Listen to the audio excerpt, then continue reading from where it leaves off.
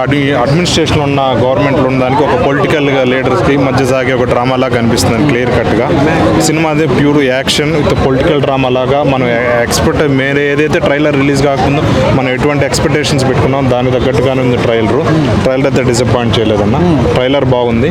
మరి దీని మీద సినిమా బాక్స్ ఆఫీస్ మీద రేపు కూడా బాగా ఆడాలని కోరుకుంటున్నాం. అదే నార్మల్గా ఒకటి గెటప్ చూస్తేనే మనం నెక్స్ట్ లెవెల్ అనమాట. ఒక హీరో చూసేయండి, ఒక పోలీస్ గెటప్ వేసాడు, ఒక దాంట్లో ఐఏఎస్ అన్నాడు, మళ్ళీ పాలిటిక్స్లోకి ఒక పంచి కట్టుకొని ఉన్నాడు. చాలా గెటప్స్ ఉన్నాయి. దానికే మనం ఎక్స్పెక్ట్ చేసినట్టుగానే ఉంది.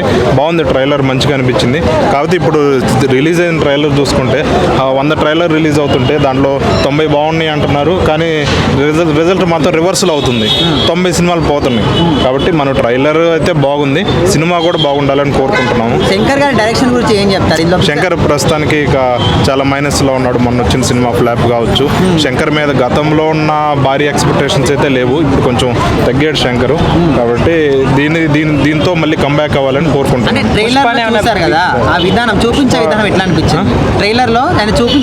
బాగుందండి. ట్రైలర్ అయితే బాగా నచ్చింది. ట్రైలర్ చూశాను, బాగా నచ్చింది. మన ఎక్స్పెక్టేషన్ తగ్గట్టుగానే మనం ఎలా అయితే రామ్ చరణ్ చూడాలనుకుంటున్నాం అలాగా మొత్తం కానీ మన ఎక్స్పెక్టేషన్ తగ్గట్టుగానే ట్రైలర్ ఉంది. బాగా నచ్చింది.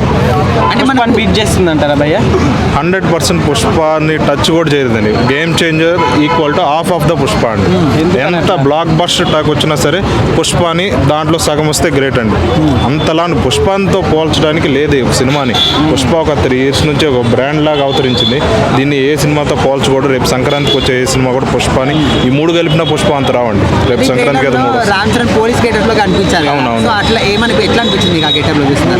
అదే నాకు ఇప్పుడు ఐఏఎస్ అన్నాడు, మళ్ళీ పోలీస్ గెటప్ వేశాడు. ఏంది ఎట్లా అనేది ఎదురు చూస్తున్నా. దీని వెనకాల ఏముంది అనేది.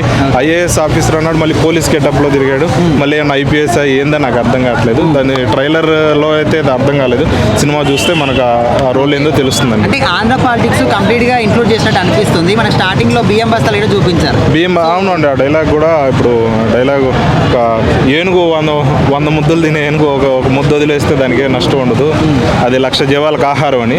అంటే మీరు అవినీతి చేసేవాళ్ళు మీరు ఇంత ఒక మీరు చేసిన మీరు 100 కోట్లు అవినీతి చేస్తే 1 కోటి బయటకు వదిలిపెడితే అది 100 మంది పేదవాళ్ళు బతకచ్చు అన్నట్టుగా తీశారు. ఆ పాలిటిక్స్ అది ఒకరిని ఉద్దేశించి అయితే నాకు ఏం కనిపించలేదండి.